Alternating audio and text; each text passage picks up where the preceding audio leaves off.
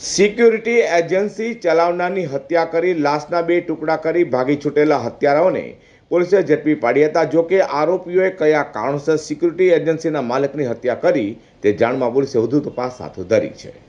હલથાણ વિસ્તારમાં security contractor ચંદ્રભાન દુબેની હત્યાનો મામલો હજી સુધી હત્યા પાછળનું કારણ અકબંધ છે. પરંતુ હત્યા કરવા માટે 15 દિવસ પહેલાથી તૈયારી કરવામાં આવી હતી. તે ઉપરાંત હત્યા માટે સ્પેશિયલ રૂમ પણ ભાડે રાખવામાં આવ્યો હતો. તારીખ 12મી મેના રોજ મૃતક ચંદ્રભાન દુબેને આરોપી ઓટો રિક્ષા ચાલક રાશિદ અંસારીએ ભેસ્તાનના પોતાના નિવાસસ્થાન લઈ ગયો હતો.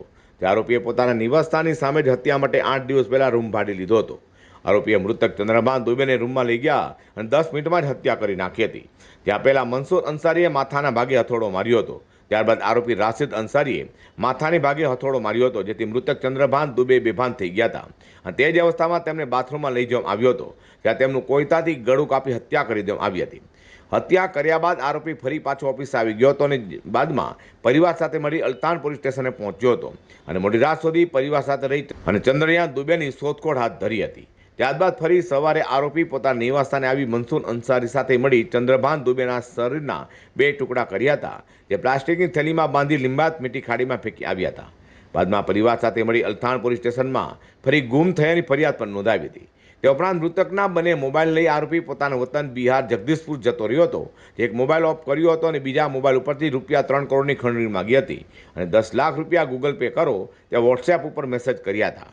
પોલીસ પકડે તો છોડાવવા માટે આરોપીએ કોટક બેંકમાંથી ₹2 લાખની લોન પણ લીધી હતી.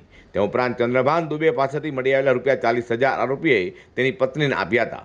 સમગ્ર મામલે મોતનું પાછળનું સાચું કારણ જાણવા માટે પોલીસ બંને આરોપીની વધુ પૂછપરછ હાથ ધરી છે.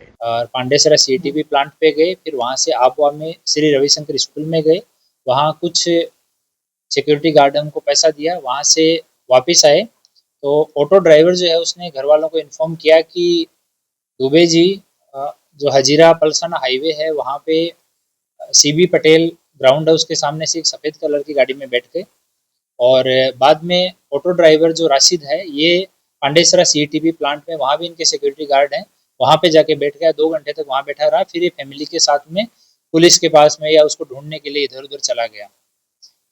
अगले दिन 13 तारीख को दोपहर में अल्थान पुलिस स्टेशन में ये फैमिली के लोग आए, उन्होंने एक मिसिंग दर्ज करवाया। मिसिंग दर्ज करने के बाद में हमने पहले सफ़ेद कलर की गाड़ी है उसको ट्रैक करने का प्रयास किया। काफ़ी सीसीटीवी फुटेज देखने के बाद जब वो कंफर्म नहीं हुआ तो हमने ऑटो को ट्रैक करना चालू किया। ऑटो को ट्रैक किया तो पता लगा कि ऑटो में 1-2 जगह पे जो इसने जगह बोली उसके बाद में भी इसको ऑटो में चंद्रभान दुबे बैठे हुए दिखाई दे रहे हैं।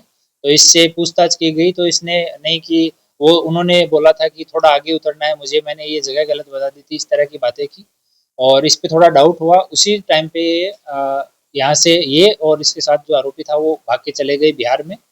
बाद में हमने पूरा सब कुछ सीसीटीवी वगैरह ट्रैक किया, बॉडी रिकवर किया। इन दोनों को बिहार के आरा जिले से आरा पुलिस की मदद से अल्थान पुलिस स्टेशन की टीम, एलसीबी की टीम, इन्होंने बिहार के आरा से इन दोनों को अटक किया। अटक करके वापस लाए